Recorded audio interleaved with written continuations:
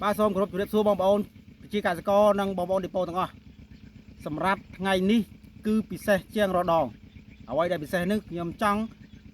ai bong bóng vô đăng ẩm pi ắt thạប្រយោជន៍ នៃការធ្វើឲ្យក្របស្រូវបាទដាក់ទឹកដោះពេញមិនស្ពាតបាទក្របស្រូវធំណែនលឺហើយជាពិសេសធ្វើឲ្យស្លឹកនៅតែបៃតងតើអ្វីដែលធ្វើឲ្យមានអត្ថប្រយោជន៍បែបនេះដែលវានឹងទទួលបាននៅទិន្នផលខ្ពស់អញ្ចឹងនៅពេលដែលបងប្អូនទទួលបានទិន្នផលខ្ពស់ប្រកបណាស់បងប្អូននឹងទទួលបាននៅប្រាក់ចំណេញតើអ្វីគឺជាអត្ថកម្បាំងអ្វីដែលជាអត្ថកម្បាំងនោះគឺស្រែនេះបានប្រើប្រាស់ផលិតផលមួយដែលមានជំនាញពិសេសក្នុងការបង្កើតឲ្យមានដំណើរការនៃការរក្សាការពារលំអងគ្រាប់ស្រូវញីនិងឈ្មោល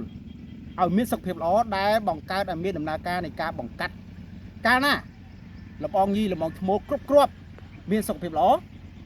នោះវានឹងធ្វើឲ្យមានដំណើរការនៃការបង្កាត់ហើយការដាក់គ្រាប់គឺពេញណែនគ្រប់គ្រាប់បាទនឹងគឺជាចំណុចពិសេសဆိုថាតើ Reflex Extra យើងប្រើនៅពេលណាគឺយើងប្រើនៅក្នុងអាយុកាលស្រូវចន្លោះពី50ទៅ60ថ្ងៃគឺជាពេលដែលល្អបំផុតសម្រាប់ស្រូវត្រៀមក្នុងការបង្កកំណើតហើយដែលស្រូវត្រូវការស្លឹកទួងជ័យពណ៌បៃតងដើម្បីមានសមត្ថភាពនៅតែសំយោគពលឺថ្ងៃបង្កើតទៅជា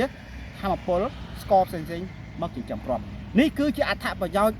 ដ៏មហាសាលសម្រាប់ការប្រើប្រាស់ Reflex Extra នៅក្នុងដំណាំស្រូវអញ្ចឹងប្រសិនបើបងប្អូនមានចម្ងល់មិនច្បាស់ត្រង់ណាអាចតាក់ទងមកខ្ញុំបាទឬក៏តាក់ទងមកភ័យអង្គរគ្រីនសួរព័ត៌មានបន្ថែមអំពីរបៀបនៃការប្រើប្រាស់ Reflex Extra លើដំណាំស្រូវខ្ញុំជឿជាក់ថាការប្រើប្រាស់ Reflex Extra ពិតជាមានប្រយោជន៍យ៉ាងធំធេងសម្រាប់ស្រូវក្នុងការបង្កើននៅទិន្នផលបង្កើននៅភាពស្រស់ស្អាតមានន័យថាធ្វើឲ្យគ្រាប់ធំឬ